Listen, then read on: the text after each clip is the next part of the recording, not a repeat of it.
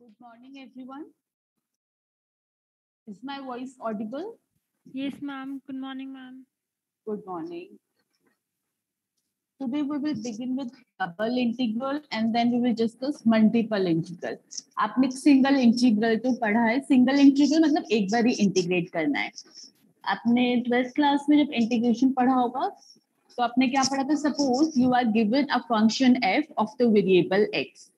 तो आप क्या करते हो तो उस फंक्शन को ग्राफ कर सकते हो और अगर आपके पास दो पॉइंट्स दिए हैं x is equal to a and x is equal to b, तो ये जो दो लाइंस होंगी जब x is equal to a और x is equal to b को जब आप ग्राफ करोगे they will be straight line parallel to the y axis. अब अगर आपको निकालना है area under the graph of y is equal to fx enclosed by the lines x is equal to a and x is equal to b, तो आप क्या करते थे? इंटीग्रेट करते थे fx को with respect to x from a to b. ये आपने 12th क्लास में पढ़ा है. yes or no? Simple integral. Yes, ma'am. अब सेम चीज हम एक्सटेंड करेंगे डबल इंटीग्रल. अब डबल इंटीग्रल की बात कर रहे हैं. सिंगल इंटीग्रल में एक ही वेरिएबल के रिस्पेक्ट में करते हैं, या तो वो x के रिस्पेक्ट में y, जो भी वेरिएबल वहां पे होता है. सपोज हमने वेरिएबल्स लिए x और y, तो एक बार ही हमें इंटीग्रेट करना होगा x के रिस्पेक्ट में, फिर y के रिस्पेक्ट में, या फिर पहले y के रिस्पेक्ट में फिर x के रिस्पेक्ट में, जिनमें दो वेरिएबल का वो फंक्शन होगा. Suppose f of x, y be a continuous function of variables x and y defined within and on the region R bounded by a closed curve C in the xy plane. f of x, y एक function दिया है जो continuous है. ठीक है, कहाँ पे defined है? एक रीजन लिया है आपने एक्स वाई, अपने एक्स और वाई वेरिएबल्स लिए, तो रीजन हम लेंगे एक्स वाई प्लेन का. ठीक है, एक एक्सिस पे एक्स कोऑर्डिनेट्स प्लॉट होंगे, एक एक्सिस पे वाई कोऑर्डिनेट्स प्लॉट होंगे. तो एक्स वाई प्लेन के अंदर आपने एक रीजन लिया. वो रीजन कैसा होगा? आपने कोई भी कर्व ड्रॉ किया, जैसे आपने कर्व ड्रॉ किया तो इसके ऊपर जो पॉइंट्स और इसके अंदर जो पॉइंट्स है उन सबको मिलके जो रीजन बन रहा है उसने आर से डिनोट किया है. तो अगर डबल इंटीग्रल कंप्यूट करना है मुझे function f of x, y का over the region r, it will be given by double integral f of x, y. ये फंक्शन, ये जो dA लिखा है ये एरिया एलिमेंट लिया, स्मॉल एरिया एलिमेंट, तो it will be dx dy. We have to integrate over the region r. अब ये जो dA है dx dy कैसे आया? मान लो जैसे अगर आपका ये रीजन है, इसको अगर आपने डिवाइड करना है बहुत छोटे छोटे पार्ट्स में, जब आप सिंगल इंटीग्रल की बात करते थे, अगर x is equal to a से x is equal to b के बीच में इंटीग्रेट करना है तो आप क्या करते थे? बहुत क्लोज बाय आप straight lines, vertical lines draw करते थे x is equal to a and x is equal to b के बीच में, तो वो रेक्टेंगल्स मिलते थे. उन रेक्टेंगल की आप एक विड्थ लेते थे dx, तो वो जो एरिया एलिमेंट आता था ना इंटीग्रेट करके dx आता था. यहाँ पे जब हम करेंगे रीजन को डिवाइड तो हम हॉरिजॉन्टल लाइन और वर्टिकल लाइंस बनाएंगे. तो रीजन जब डिवाइड होगा तो उसका एक छोटा सा एलिमेंट होगा रेक्टेंगल. रेक्टेंगल का एरिया क्या होता है? Length into breadth. तो अगर हम उसको जब डिवाइड करें तो बहुत ही छोटी लेंथ dx ले लेंगे और ब्रेथ ले लेंगे dy, तो एरिया एलिमेंट क्या बनेगा? gx dy. तो इसलिए यहाँ पे dA लिखा है. Are you getting my point what I am trying to say? dA का मतलब क्या है? yes or no? Yes, ma'am. Okay. Now I will explain how to compute the double integral with the help of an example. ये जो theory portion है इसको एक बार आप go through कर लेना. Example की हेल्प से आपको समझाऊंगी तो जब आप बाद में go through करोगे तो आपको समझ आ जाएगा लिखा क्या है.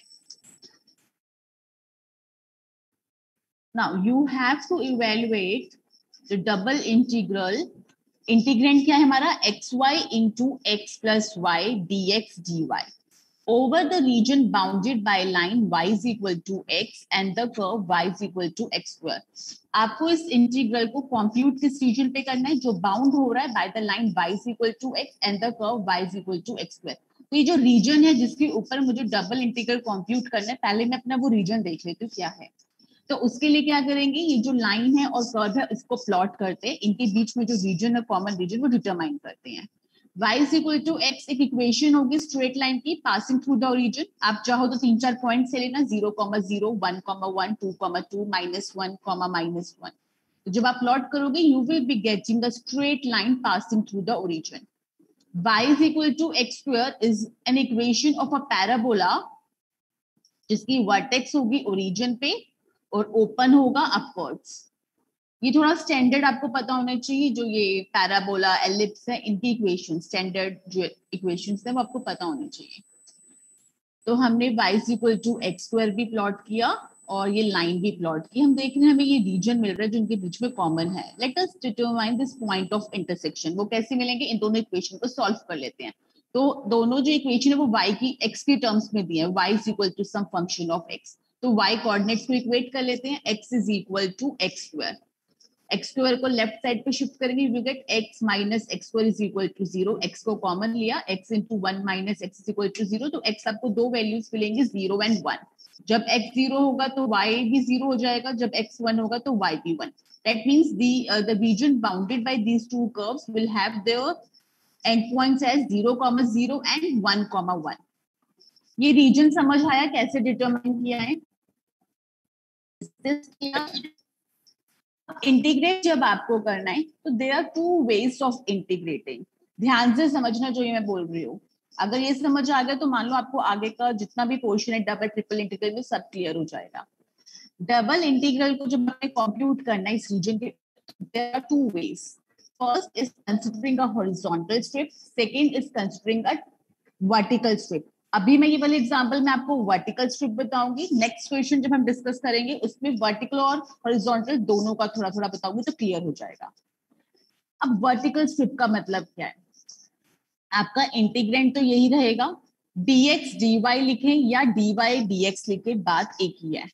अगर मैं dx dy लिखती हूँ तो क्या करूंगी मैं, जो पहले आ रहा है dx तो पहले मैं x के रिस्पेक्ट में इंटीग्रेट करें फंक्शन को, जो रिजल्ट मिलेगा उसको फिर y के रिस्पेक्ट में।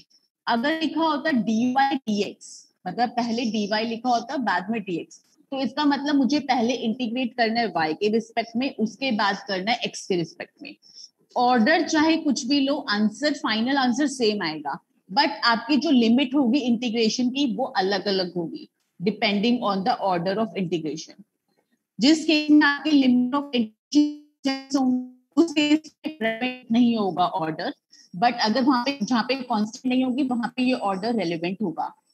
अब भी डिस्कस करूंगी तो थोड़ा बहुत ही क्लियर हो जाएगा। अब देखो जब मैं वर्टिकल स्ट्रिप की बात कर रही हूँ, अच्छा एक चीज और, जब हम पहले x के रिस्पेक्ट में अगर इंटीग्रेट करना है तो x की लिमिट्स किसकी टर्म में लिखूंगी मैं, y की टर्म्स में, या तो कांस्टेंट होगी या फिर y का फंक्शन होगी, ताकि जो रिजल्टेंट मिलेगा x के रिस्पेक्ट में इंटीग्रेट करने के बाद जो रिजल्टेंट एक्सप्रेशन मिलेगा वो y की टर्म्स में हो, तो फिर मैं उसको y के रिस्पेक्ट में इंटीग्रेट करूँ। अगर पहले dy dx होता तो जो y की लिमिट्स होती वो मैं x की टर्म्स में लिखती ताकि रिजल्टेंट पूरा x की टर्म्स में मिले, फिर मैं उसको इंटीग्रेट करूं with respect to x। Is this clear? Order और लिमिट्स कैसे देखनी है हमें? यस और नो? Yes ma'am. ओके, अब देखो हम वर्टिकल स्ट्रिप लेते हैं। वर्टिकल स्ट्रिप मतलब पैरेलल टू वाई एक्सिस। आप एक बिल्कुल थिन स्ट्रिप लेना जिसकी आप विड्थ जो है बहुत ही कम रखो, जैसे यहाँ पे जो मैंने डार्क पोर्शन में रखी है। अब ये जो विड्थ है इसकी जो ये जो स्ट्रिप है इसकी विड्थ हमने बहुत छोटा एलिमेंट लिया, जिससे हम कह सकते हैं dx एलिमेंट। ठीक है, ये dx वाला एलिमेंट है, अभी dy वाले को हम छोड़ रहे हैं। अब देखो इसकी लेंथ देखो। अब अगर हम देखें कोई भी एक पॉइंट लेते हैं, suppose I am taking the point 1/2। अगर मैं 1/2 पॉइंट लूंगी तो पैराबोला पे y कोऑर्डिनेट क्या होगा for x is equal to 1/2? अगर मैं x को 1/4 ले रही हूँ तो पैराबोला पे y कोऑर्डिनेट क्या होगा, 1/2 का square, it will be 1/4। Yes और नो? यस। और जो लाइन है y is equal to x पे, उस पे y कोऑर्डिनेट क्या होगा, हाफ 1/2 के लिए 1/2 ही होगा। तो देखो 1/4 will lie over here and 1/2 will lie over here. Length कितनी मिलेगी? अपर वाला कोऑर्डिनेट जो आ रहा है 1/2 माइनस 1/4, यही मिलेगी ना लेंथ, अगर मुझे स्ट्रिप की लेंथ देखनी हो। यस और no? Yes ma'am.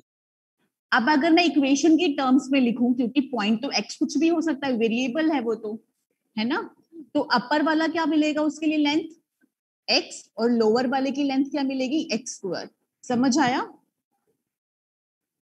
Yes ma'am. अगर मैं स्ट्रिप ले रही हूँ वेरिएबल की टर्म्स में लिखूं तो अपर वाला पोर्शन है एक्स और नीचे वाला है एक्स स्क्वायर। तो इसका मतलब जो अगर मैं पहले y के रिस्पेक्ट में करूंगी तो y कहां से वेरी करेगा, from x square to x. तो देखो जब हम लिमिट लिखेंगे तो रीजन आर देखो y कैसे एक्स स्क्वायर से x के बीच में लाई कर रहा है। देखो हमने स्ट्रिप देखी, उसका y कोऑर्डिनेट देखा कहां से कहां लाई कर रहा है, एक्स स्क्वायर से x तक। अब ये स्ट्रिप है, स्टार्ट कहां से होगी, इस पॉइंट से लेके यहां तक। अब उसके लिए मैंने y कोऑर्डिनेट तो लिख लिया, x पे डिपेंड करते हुए मैं x कोऑर्डिनेट देखती हूँ मुझे कहां से कहां तक वेरी करना पड़ेगा ताकि मेरा ये पूरा रीजन कवर अप हो जाए। तो x कोऑर्डिनेट कहां से स्टार्ट करना पड़ेगा, 0 से, और इस पॉइंट का x कोऑर्डिनेट क्या है, 1। तो मुझे 0 जो x है कोऑर्डिनेट है उसको मूव कराना पड़ेगा 0 से लेके 1 तक। तो reason R is given by x square less than equal to y less than equal to x, where x varies from 0 to 1. Is this clear how the region R is written in terms of these two equations, inequalities? देखो x 0 होगा तो ये देखो 0 0 मिल गया, y coordinate 0 हो गया, x की value कुछ लो तो ये लेंथ मिल गई, 1/3 लोगे तब आपको मिल जाएगी, y इनके बीच में लाई करो तो लेंथ मिल जाएगी। तो अब इंटीग्रल कैसे इवेल्युएट करेंगे, देखो मैंने y की लिमिट्स पहले x के रिस्पेक्ट में दी हैं और x की लिमिट्स क्या है, कांस्टेंट। तो मैं अपने इंटीग्रल का जो ऑर्डर लिखूंगी वो क्या लिखूंगी, पहले y के रिस्पेक्ट में फिर x के रिस्पेक्ट में। Is this clear?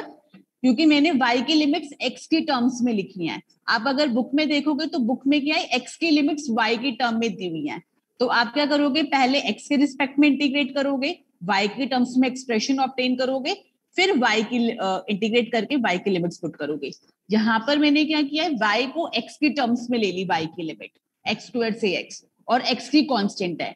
तो ये जो आपका इंटीग्रल था इसमें देखो dx dy है, तो पहले मैंने ऑर्डर चेंज करके लिखा dy dx।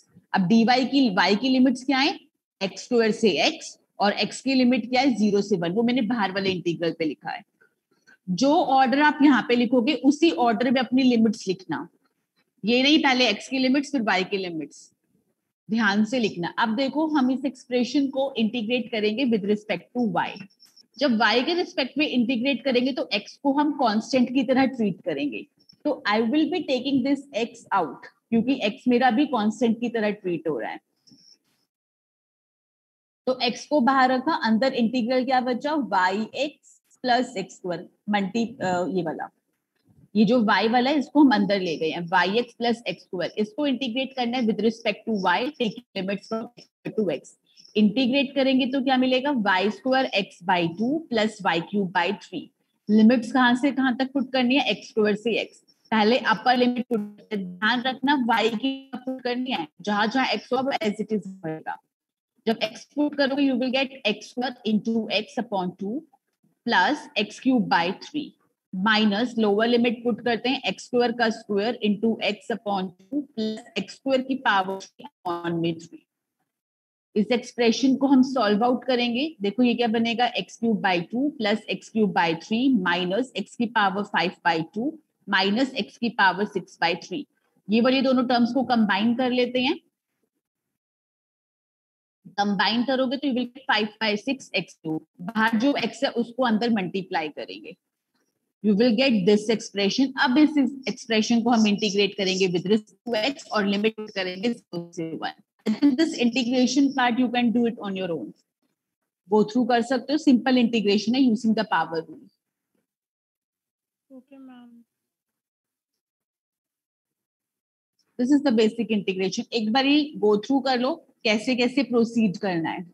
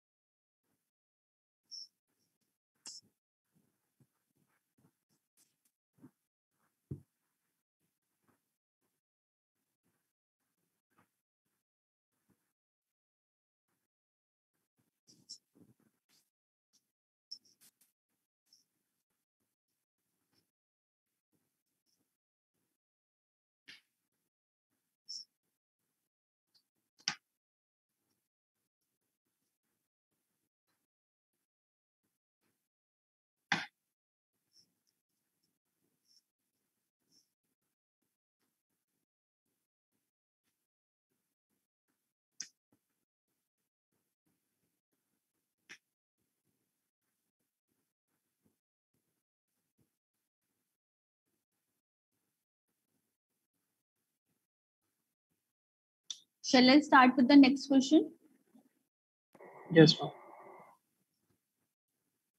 Now the next topic is change of order of integration. जैसे मैंने आपको बताया था ना, जैसे dy dx है तो dx dy करके भी आप इंटीग्रेट कर सकते हो, दोनों तरीके से आंसर सेम आना चाहिए। तो अगर ऐसे आपको ऑर्डर कुछ दिया है, जैसे यहाँ पे ऑर्डर दिया हुआ है dy dx, अब अगर मुझे ऑर्डर dx dy में लिखना है तो कैसे लिखूंगी? ठीक है, आप सबसे पहले देखो आपका जो इंटीग्रल गिवन है उसमें ऑर्डर क्या है। यहाँ पे जो इंटीग्रल गिवन है, इंटीग्रेंड है x अपॉन y और ऑर्डर क्या है dy dx। दैट मींस पहले y के रिस्पेक्ट में इंटीग्रेशन हो रहा है फिर x के रिस्पेक्ट में। तो इसका मतलब पहले जो इंटीग्रल पे लिमिट्स आ रही होंगी वो y की होंगी और जो बाद में है, जो मतलब स्टार्टिंग में अगर स्टार्ट से देखोगे तो वो x की लिमिट्स हैं। तो अगर ध्यान से देखो y की लिमिट्स क्या है, x से 2 माइनस x तक। That means y is lying from x to 2 minus x। और dx कहां से लाई करेगा, 0 से 1 है, मतलब x की लिमिट है 0 से 1, so 0 is lying from 0 to 1. तो region R over which the double integral is computed is given by x less than equal to y less than equal to 2 minus x and x lying between 0 to 1. अब आपको जब order change करना है तो आपको क्या करना है, x की लिमिट्स लिखनी है y की टर्म्स में और y की फिर जो लिमिट्स होंगी वो कांस्टेंट की टर्म्स में होनी चाहिए। तो उससे पहले हम क्या करेंगे, जो ये हमें रीजन मिल रहा है इसको हम ग्राफ कर लेते हैं। ग्राफ करने के लिए ये तो हमें पता लग गया सिंपल कि x हमारा जो है वो 0 से 1 के बीच में लाई कर रहा है। That means x is this portion lies between the line x is equal to 0 which is y axis and the line x is equal to 1। ये तो हमें क्लियर हो गया कि जो पोर्शन लेना है वो कहां से लेना है, x is equal to 0 and x is equal to 1 के बीच का। ठीक है, अब ये वाला देखो x less than equal to y less than equal to 2 minus x। तो इसके लिए पहले वाला देखो x less than equal to y, या तो जैसे आप इनइक्वालिटी ग्राफ नहीं करते थे, आपने 12th क्लास में देखा होगा how to graph the inequality. तो जैसे x less than equal to y है तो उसमें कैसे करते थे आप, x is equal to y equal to sign के साथ आप ग्राफ को प्लॉट करते थे। उसके बाद आप ओरिजिन के कोऑर्डिनेट्स या फिर कोई और पॉइंट ले लो 1,1 1,2, वो देखो इक्वेशन को सेटिस्फाई कर रहा है नहीं। अगर कर रहा है उस इनइक्वालिटी को तो आपका जो रिक्वायर्ड रीजन होगा वो वाला होगा जहां पे वो पॉइंट लाई करता है। अगर सेटिस्फाई नहीं करता तो आपका रिक्वायर्ड रीजन वो वाला होगा जहां पे वो पॉइंट हमारा लाई नहीं करता। ये आपने किया हुआ है तो उसी का यूज करेंगे। सबसे पहले x is equal to y line को हम ग्राफ कर लेते हैं। It will be a straight line passing through the origin. Points ले सकते हो 1 1 -1 -1, उस तरीके से आप ग्राफ कर सकते हो। y is equal to 2 minus x, तो हम ये माइनस x को इधर शिफ्ट करेंगे तो it will be x plus y is equal to 2। This will be a line having intercept of length 2 units on both the axis. Intercept form में लिखोगे तो 2 को नीचे लेके जाओगे, you will get x by 2 plus y by 2 is equal to 1। Standard form हो गई intercept की। तो या तो आप पॉइंट्स निकाल सकते हो, 2,0 लाई करेगा 0,2, तो उन दो पॉइंट्स को ज्वाइन करते हुए हमने एक लाइन बना ली। 1,1 भी लाई कर रहा है तो आप इजिली हमें पता लग सकता है कि जो 1,1 है वो दोनों पॉइंट्स लाइंस पे लाई करेगा, तो ये इनका पॉइंट ऑफ इंटरसेक्शन हो गया। आप निकाल भी सकते हो, दोनों के y कोऑर्डिनेट्स को इक्वेट कर देना। अगर सॉल्व करोगे तो आपको x1 मिलेगा, तो y भी 1 होना चाहिए, तो पॉइंट ऑफ इंटरसेक्शन 1,1। अब ध्यान से देखो y कहां से लाई कर रहा है, x से 2 माइनस x। तो देखो नीचे वाला हमारा x हो गया, ऊपर वाला देखो 2 माइनस x है। ये वर्टिकल स्ट्रिप के तरीके से हमें दिया है और x हमारा लाई कर रहा है 0 से 1 तक, तो हमें 1 तक ही स्टॉप होना है। x इज इक्वल टू 0 मतलब y एक्सिस, तो ये जो शेडेड रीजन है this will be the region R। Is this clear कि रीजन R क्या होगा और कैसे ग्राफ आउट करेंगे उसको? Yes ma'am. अब जो हमें लिमिट्स दी हैं वो वर्टिकल स्ट्रिप लेके दी हुई है। देखो वर्टिकल स्ट्रिप में क्या होता है, लोअर और अपर लिमिट्स y की x की टर्म्स में मिलती हैं और x की कांस्टेंट की टर्म्स में। अब जब हम इसका ऑर्डर चेंज करेंगे तो हमें कौन सी स्ट्रिप लेनी है, वर्टिकल या हॉरिजॉन्टल? वर्टिकल तो ऑलरेडी गिवन है, अब हम लेंगे हॉरिजॉन्टल। प्रीवियस एग्जांपल में मैंने आपको वर्टिकल स्ट्रिप बताया था, अब मैं आपको हॉरिजॉन्टल स्ट्रिप का बता रही हूँ।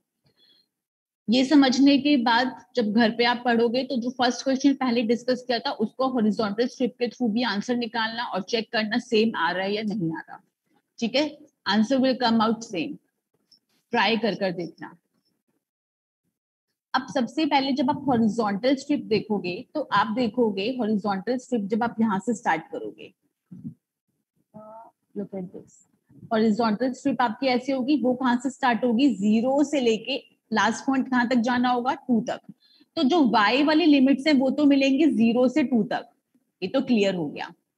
बट अगर आप ध्यान से देखो, ये वाली स्ट्रिप देखोगे, 1 से नीचे कोई भी स्ट्रिप लोगे तो उसका जो लेफ्ट एंड पॉइंट होगा वो क्या होगा, y एक्सिस पे, that means it will be 0।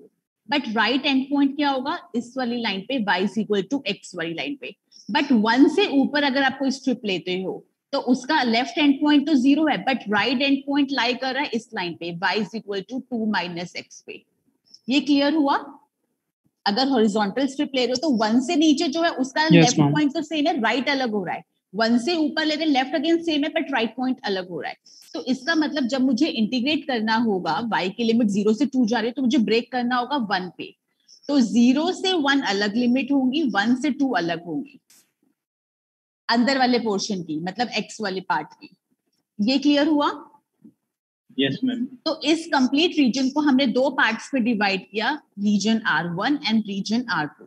तो R1 रीजन जो है ये y is equal to 1 line से पहले वाला, y is equal to 0 and y is equal to 1 के बीच में लाई करने वाला है। और R2 रीजन है y इज इक्वल टू 1 से y इज इक्वल टू 2 तक लाई करेगा। तो ये बाहर वाली लिमिट्स तो मिल गई। अब हम लिखते हैं अंदर वाली लिमिट्स। अंदर वाली लिमिट्स किसकी टर्म्स में होंगी, x की होंगी, किसकी टर्म्स में, Why? In terms of y।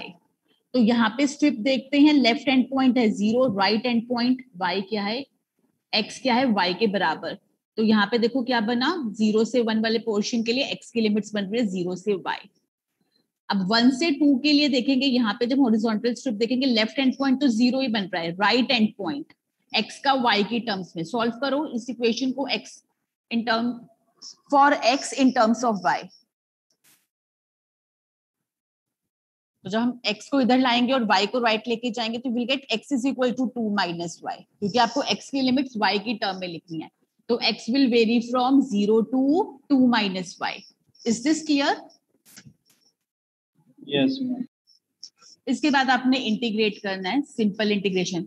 अगर लिखा हो change the order of integration but do not evaluate, तो यहां तक आपने करना है। बट अगर लिखा हो हेंस इवेल्युएट ऑल्सो, तो फर्दर आप इंटीग्रेशन करना। जैसे यहाँ पे लिखा हुआ है change the order of integration and hence evaluate. अब एमसीक्यू में क्वेश्चन आएगा तो सिंपल हो सकता है, short question, change the order of integration. तो आपको सिर्फ ऑर्डर चेंज करके जो राइट ऑप्शन है उसको टिक करना होगा। इंटीग्रेशन मैं आपको एक्सप्लेन कर देती हूँ। पहले यहाँ पे क्या करना है, x के रिस्पेक्ट में इंटीग्रेट करना है, तो y को कांस्टेंट की तरह ट्रीट करेंगे। तो 1 बाय y को बाहर लिया, अंदर x को ही रखा। सेम प्रोसीजर यहाँ पे भी होगा, मैं सिर्फ इस इंटीग्रल के लिए एक्सप्लेन कर रही हूँ आपको। जब यहाँ पे x को इंटीग्रेट करोगे you will get x square by 2, इधर भी सेम आएगा, बट यहाँ पे लिमिट है 0 से y, यहाँ पे लिमिट है 0 से 2 माइनस y। लिमिट पुट करोगे you will get y square by 2 minus 0, so you will be getting y square by 2। बाहर 1 बाय y से मल्टीप्लाई करोगे तो you will get y by 2, जिसको आप फर्दर इंटीग्रेट कर सकते हो विद रिस्पेक्ट टू y और लिमिट पुट करना। यहाँ पर देखो x स्क्वायर बाई 2 में जब आप लिमिट पुट करोगे 0 से 2 minus y, upper limit put करोगे you will get 2 minus y का whole square upon 2 minus 0 square upon 2, तो this will be 0। 2 minus y का होल स्क्वायर ओपन करेंगे you will get 4 minus 4y plus y square upon 2। बाहर 1 bye y भी है, अब half को बाहर लिया और 1 बाय y को अंदर मल्टीप्लाई किया, फिर इंटीग्रेट किया। I think this integration part you can do, या एक्सप्लेन करूं? No, ma'am. ना जस्ट गो थ्रू कि करा कैसे है। बस इस चीज का ध्यान रखना, आप अपने रीजन को सही ढंग से ग्राफ आउट करो, उसके बाद लिमिट्स आप ध्यान से देखो, जो ऑर्डर लिख रहे हो उसके अकॉर्डिंग अपनी लिमिट्स डिटरमाइन करो।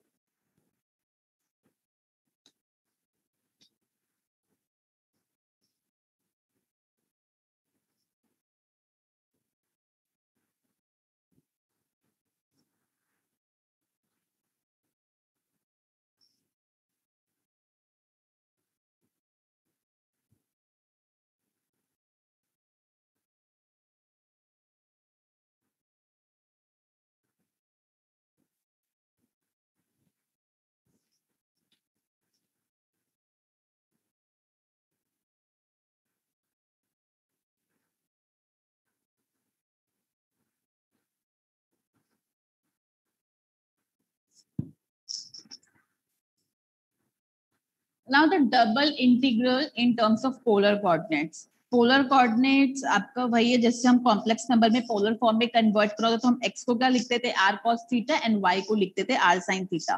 तो यही है यहाँ पे जब हम पोलर कोऑर्डिनेट्स में चेंज करेंगे तो आपको x को सब्स्टिट्यूट करना है r cos theta and y को सब्स्टिट्यूट करना है r sin थीटा. तो जब हम सिंपल डबल इंटीग्रल देखते थे x और y में, तो जब हम इंटीग्रल देखते थे वो क्या होता था साथ में, जैसे the double integral in Cartesian form is double integral over the region R. Integrand होता था f of x, y, integrate करना है dx dy, एरिया एलिमेंट है dx dy.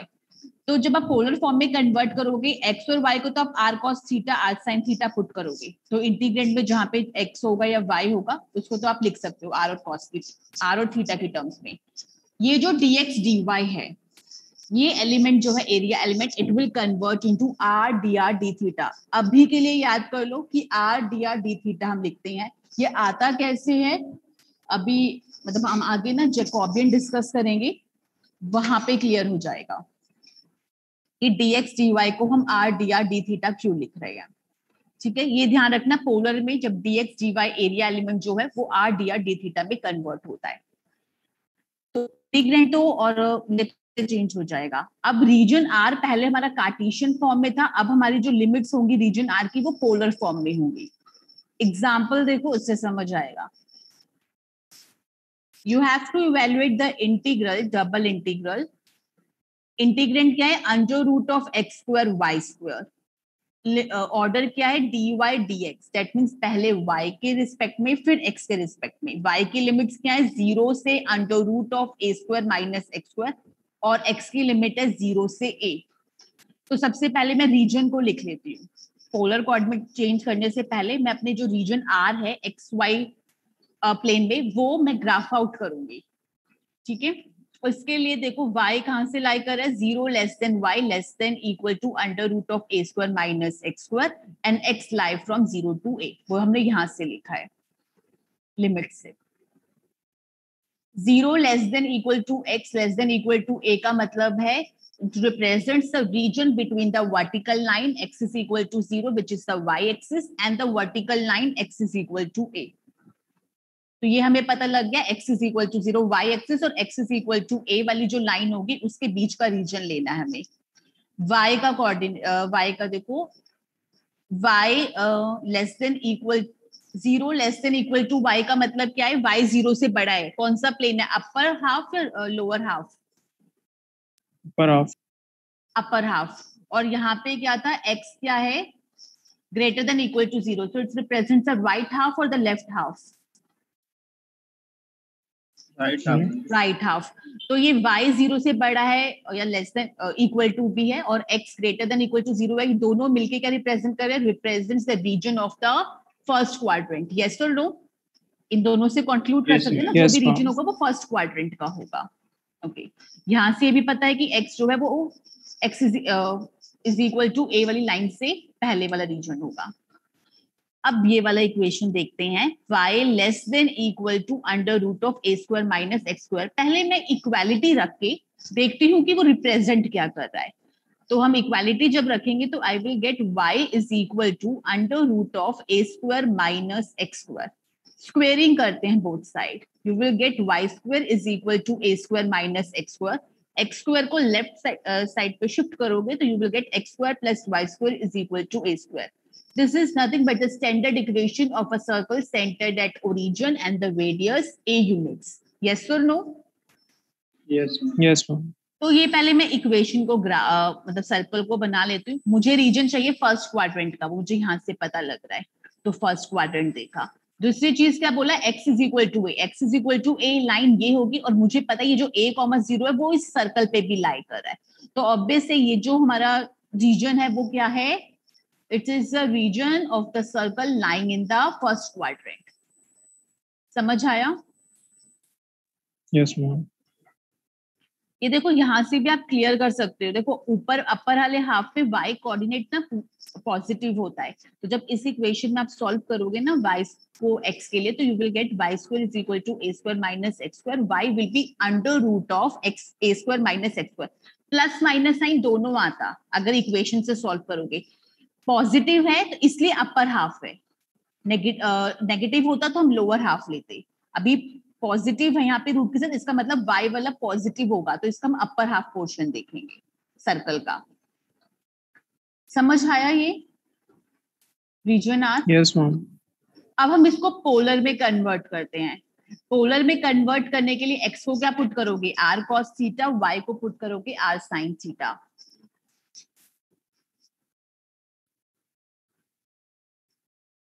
तो जब हम पुट करेंगे r cos थीटा और r sin theta here, you will gate r square cos square theta plus r square sin square theta. r square common लोगे तो you will get cos square theta plus sin square theta, which is 1. You will be getting r square is equal to a square or r is equal to a, where r represents the length of the point from the origin.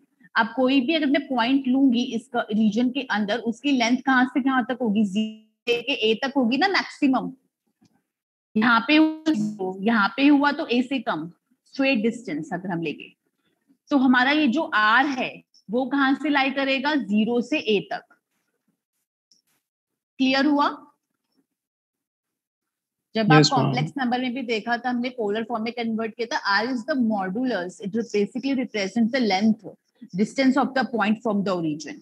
अब first quadrant में जो angle है वो देखो कहां से कहां तक वेरी करेगा, एंगल हम मेजर करते हैं पॉजिटिव एक्स एक्सिस से, तो देखो पॉजिटिव एक्स एक्सिस से यहां से यहां तक जाएंगे, फर्स्ट क्वाड्रेंट 90 डिग्री, तो मेरा थीटा वेरी कर रहा है 0 से π/2।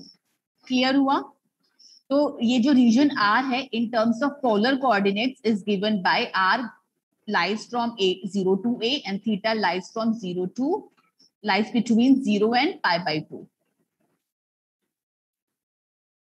अब इंटीग्रेंट देखते हैं क्या बनेगा, under root of x square plus y square है, पुट करोगे you will get under root of r square which is equal to r. Simple है, आइडेंटिटी का यूज किया है। और मैंने आपको बताया था dx dy will convert into r dr d theta. तो अब आपका इंटीग्रल देखो क्या बनेगा, इंटीग्रेंट की जगह हमने r लिखा, dx की जगह r dr d थीटा। अब r की लिमिट क्या है, 0 से a, और थीटा की लिमिट है 0 से π/2। अब मुझे ये बताओ ये जो लिमिट्स आ रही हैं r की क्या है, 0 से a, तो दोनों ये 0 और a क्या है, कांस्टेंट। थीटा की क्या आ रही है, 0 से π/2, तो ये भी क्या है, कांस्टेंट। यहाँ पे जो भी वेरिएबल है r और थीटा दोनों की लिमिट्स कैसी हैं, कांस्टेंट लिमिट्स हैं। तो इसमें आप पहले r के रिस्पेक्ट में करो या पहले थीटा के रिस्पेक्ट में, it doesn't matter, answer will B same. और कुछ भी ऑर्डर चेंज करते वक्त कुछ भी चेंज नहीं करना, बस यहाँ पे थीटा पहले लिख देना, थीटा की लिमिट्स, r की बाद में, और यहाँ पे d थीटा dr इंटरचेंज कर देना।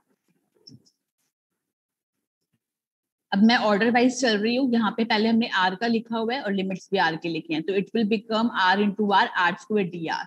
इसके लिए इंटीग्रेट करेंगे 0 से a, तो r स्क्वायर का integration using the power rule will be r cube by 3, limits करेंगे 0 से a, तो a cube by 3 minus 0 cube by 3, it will be a cube by 3। a cube by 3 constant है, बाहर लिया, अंदर क्या बचा, 1 d थीटा, इंटीग्रेट करेंगे 0 से π/2, 1 का इंटीग्रेशन थीटा के रिस्पेक्ट में will be theta, limits put करेंगे 0 से π/2, यू विल गेट π/2, तो answer will be a cube by 3 into π/2 which is pi a cube by 6। Is this clear? Yes, ma'am. Yes, ma'am. Okay, एक बार go through कर लो, इसके बाद rejoin करना, उसके बाद कंटिन्यू करते हैं। Go through this. अगर आपको ये जितना अभी बताया ये सब क्लियर हो गया तो ये वाला टॉपिक आगे का सारा क्लियर हो जाएगा। फोकस 2-3 चीजों पे करना, रीजन को सही से ग्राफ करना और लिमिट्स को सही से डिटरमाइन करना, सिर्फ ये 2 चीजें आपको आनी चाहिए इस टॉपिक में, बाकी सब आप कवर कर लोगे, मतलब that is the base.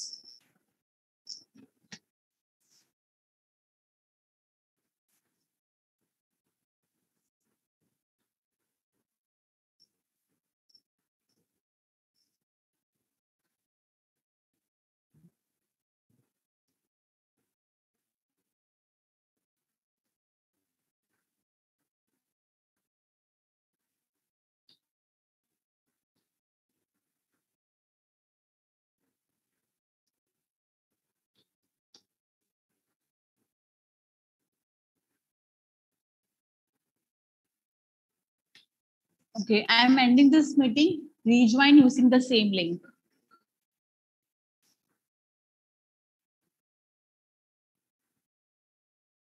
Rec-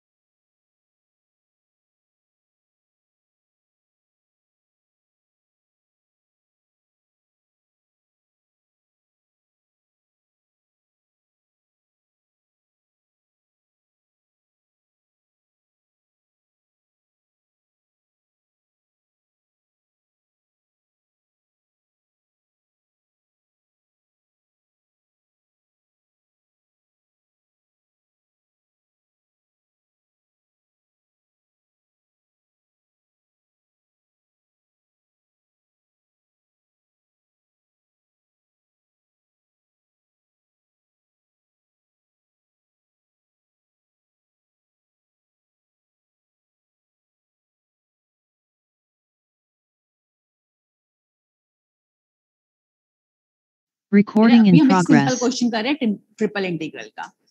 जब हमने देखा कि पहले dz लिखा हमें z के रिस्पेक्ट में इंटीग्रेट करना है। सबसे पहले जब हम z के रिस्पेक्ट में इंटीग्रेट करेंगे तो x और y को कांस्टेंट की तरह ट्रीट करेंगे।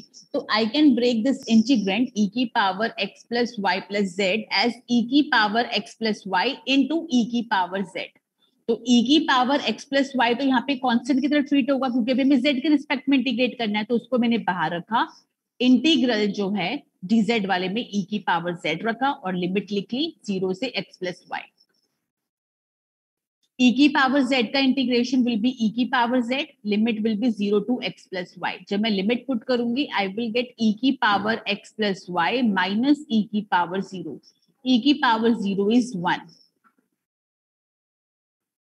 तो ये बाहर e की पावर x प्लस y है, इससे जब हम अंदर मल्टीप्लाई करेंगे तो यू विल गेट e की पावर 2x प्लस 2y। देखो x प्लस y है, यहाँ पे भी x प्लस y है, मल्टीप्लाई करेंगे सेम बेस है तो पावर्स ऐड हो जाएंगी। यू विल गेट e की power 2x plus 2y minus e की power x plus y into 1, it will be e की पावर x प्लस y। अब मुझे इंटीग्रेट करना है y के रिस्पेक्ट पे। जब y के रिस्पेक्ट में इंटीग्रेट करना है तो x will be treated as constant. तो सबसे पहले मैं इसको फंक्शन को रीराइट कर लेती हूँ एज e की पावर 2x प्लस 2y को हम लिख सकते हैं e की पावर 2x इंटू e की power 2y। This function e की power x plus y can be written as e की पावर x इंटू e की पावर y। अब हम इंटीग्रेट करते हैं इसको y के रिस्पेक्ट में और बाद में डालेंगे 0 से x। जब y के रिस्पेक्ट में करेंगे तो x वाला जो भी फंक्शन होगा वो कांस्टेंट की तरह ट्रीट होगा। तो e की पावर 2x कांस्टेंट की तरह रहेगा। e की पावर 2y का इंटीग्रेशन विल बी e की power 2y upon 2 minus e की power x will be as e की पावर y का इंटीग्रेशन विल बी e की पावर y। लिमिट 0 से x पुट करनी है। जब हम x डालेंगे, x जब हम डालेंगे y की जगह डाल रहे हैं e की पावर 2x इंटू e की पावर 2x अपॉन में 2।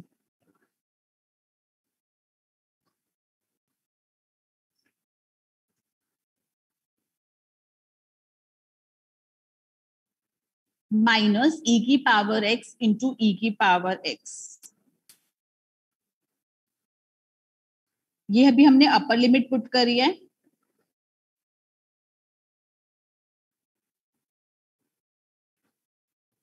माइनस लोअर लिमिट जब पुट करेंगे e की power 2x as it is, e की पावर 2 इंटू 0, e की पावर 0 अपॉन 2, e की पावर 0 1 होती है, नेक्स्ट स्टेप में करेंगे माइनस e की पावर x इंटू e की पावर 0। अब पहले हम इसको सिंप्लीफाई करके लिख लेते हैं। You will be getting e की पावर 2x इंटू e की power 2x upon 2, it will be e की पावर 4x अपॉन 2, यहाँ से e की पावर 2x मिलेगा नेगेटिव साइन, माइनस e की पावर 2x, ये तो 1 बन जाएगा, e की पावर 0 इज 1 अपॉन में 2 है, e की power 2x upon 2 minus minus plus e की पावर x। ये जो एक्सप्रेशन आया इसको आपने इंटीग्रेट करना है with respect to x from 0 to a। जब x के रिस्पेक्ट में इंटीग्रेट करेंगे तो यू विल गेट e की पावर 4x अपॉन में 2, अब 4x का डेरिवेटिव डिनोमिनेटर में आएगा, इट विल बी 4, तो you will get 8 in the denominator, minus 3/2 as it is e की पावर 2x, 2x का डेरिवेटिव 2 डिनोमिनेटर में, तो 2 2 4 हो जाएगा डिनोमिनेटर में, e की पावर x का e की पावर x, 0 से a पुट करेंगे, a पुट करेंगे तो यही एक्सप्रेशन मिलेगा, सिर्फ x की जगह a आ जाएगा। जब 0 पुट करोगे तो देखो e की पावर 0 बन जाएगा हर जगह, वो 1 होता है, तो विल गेट माइनस ब्रैकेट में 1/8 माइनस 3/4 प्लस 1। इसको सॉल्व कर लेना ब्रैकेट वाली टर्म को, जो भी एक्सप्रेशन आएगा this will be your final answer. बस आपने ऑर्डर देखना है, लिमिट्स देखनी है, स्टेप बाय स्टेप इंटीग्रेट करना है। ये तो सिंपल ट्रिपल इंटीग्रल का क्वेश्चन था, इसमें आपको कुछ नहीं डिटरमाइन करना था कि रीजन क्या है, लिमिट्स क्या है। एक बार गो थ्रू कर लो, इसके बाद हम नेक्स्ट क्लास में डिस्कस करेंगे।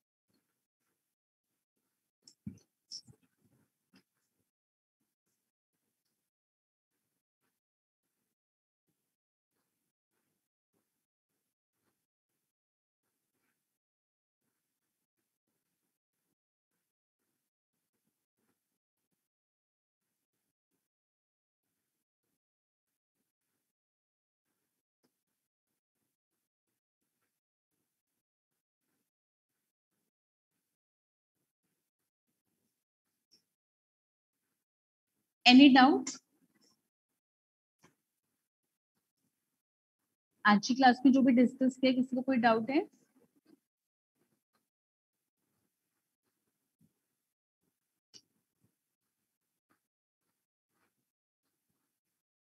Okay, I am ending this class, notes मैं शेयर कर दूंगी व्हाट्सएप ग्रुप पे।